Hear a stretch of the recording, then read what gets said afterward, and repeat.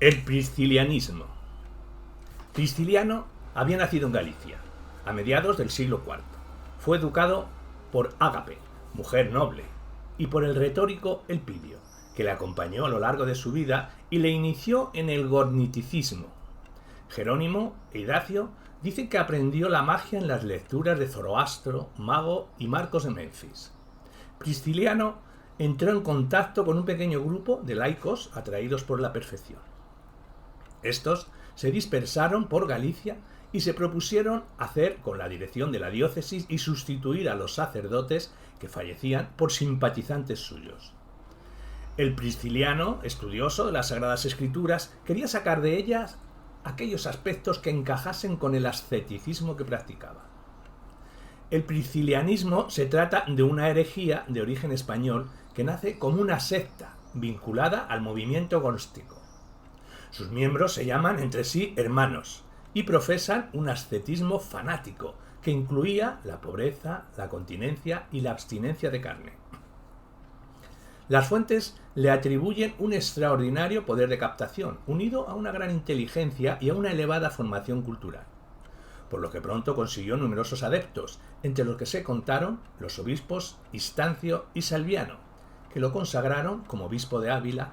Aunque el movimiento priscilianista se originó en la Lusitania, los principales autores que contribuyeron a su difusión fueron los obispos y presbíteros de las iglesias de Astorga y Braga, a los que se sumó el clero de las iglesias gálicas. La fase de incubación del priscilianismo hay que situarla antes del 379, durante el reinado del emperador Graciano. Prisciliano predicó su ideal ascético como doctor laico itinerante. El obispo de Córdoba, Ignio, denunció los progresos del movimiento priscilianista al metropolitano de Mérida, que inició sus ataques contra Prisciliano. Aislado de los obispos de Lusitania, se vio obligado a utilizar los libros sagrados para defender su cristianismo y hacer profesión de la fe. El episcopado lusitano que se identificó con Prisciliano fue excomulgado por Idacio. En Zaragoza se reunió un concilio para tratar sobre la secta que ya tenía seguidores en Aquitania, y el obispo de Osonova se unió a la causa de Idacio e Itacio. En la lucha entre Prisciliano y los obispos de Mérida y Osonova estaban planteadas dos concepciones de la Iglesia antagónicas, una ascética y carismática, otra legalista, jerárquica y antiescética. El concilio, por expresa carta del Papa Dámaso, no vio herejías en Prisciliano y se limitó a reprobar ciertas prácticas morales que no encontraba correctas. Posteriormente, Magno Máximo ordenó al prefecto de la Galia y al vicario de Hispania que Prisciliano y sus compañeros fueran juzgados en un concilio en Burdeos, que habían sido acusados de maniqueos por el obispo de Osonova, Itacio. Prisciliano y sus compañeros fueron condenados, siendo todos venerados en Hispania como mártires. Arqueología paleocristiana.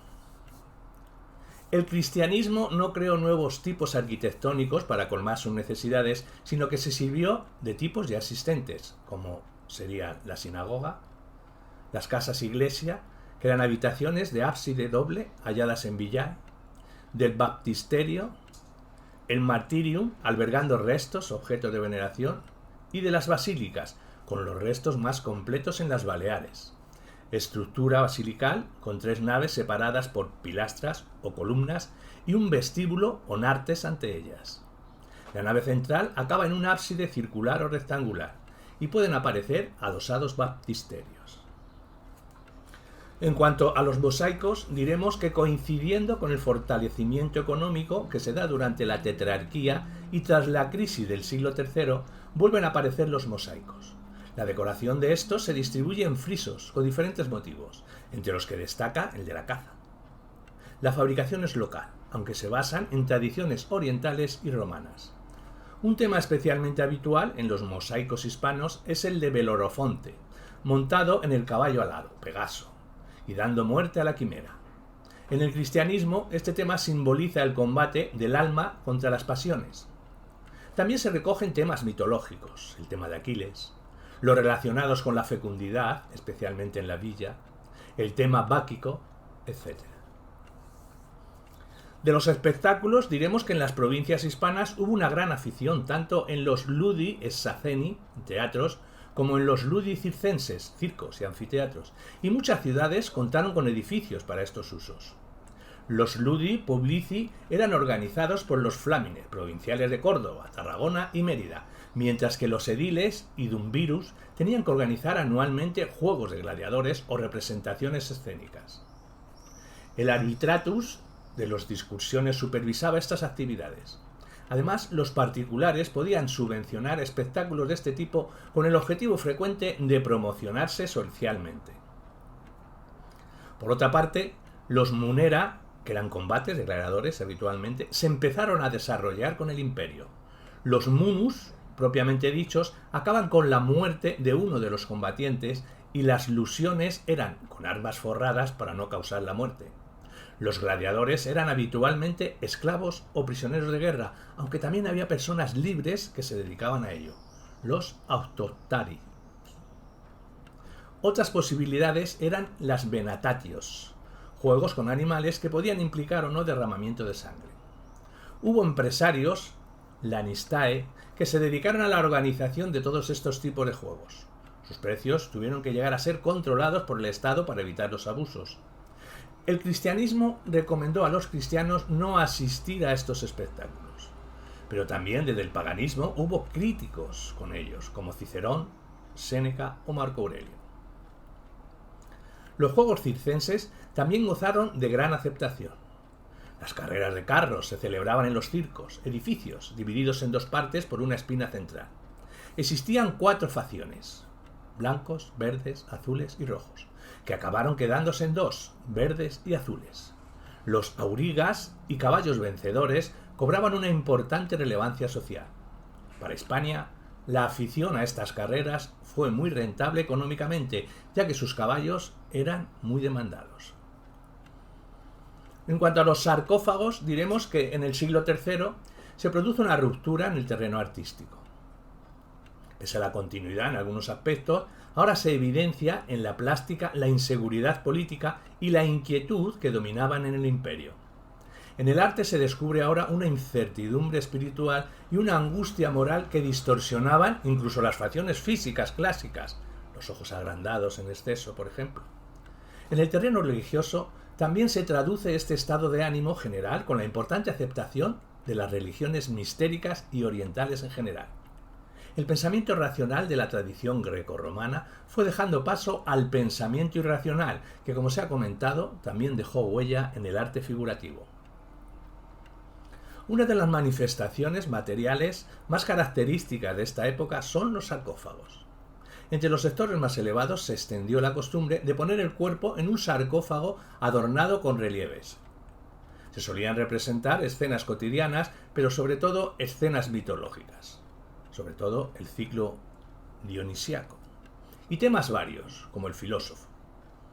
Se quiere transmitir al espectador todo un simbolismo funerario acorde con los nuevos tiempos.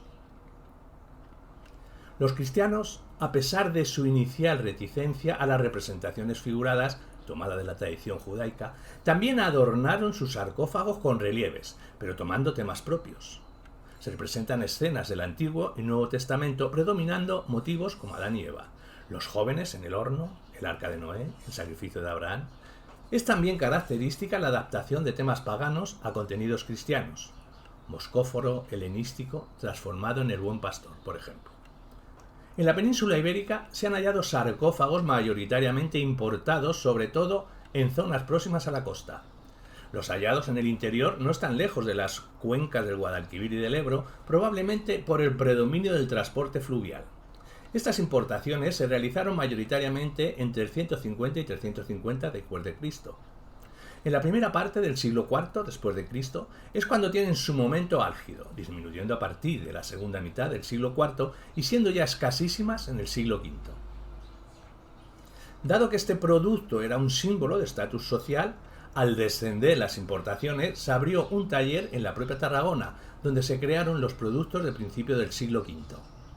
También hubo talleres productivos en otros lugares como la zona de Bureba. En algunos sarcófagos, el de Briviesca, por ejemplo, se pueden hallar pruebas de la influencia del cristianismo africano durante la introducción de esta religión en Hispania.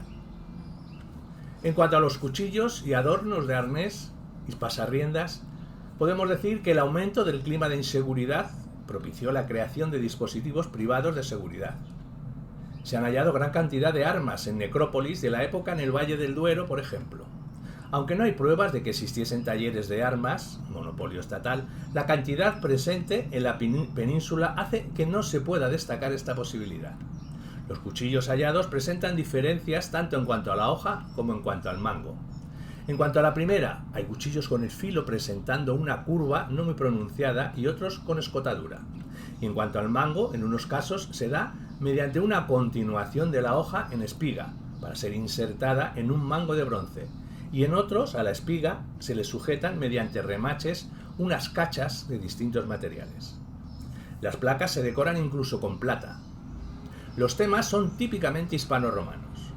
Se trata de ornamentaciones geométricas con motivo central circular rodeado de otros como rombos, triángulos, etc.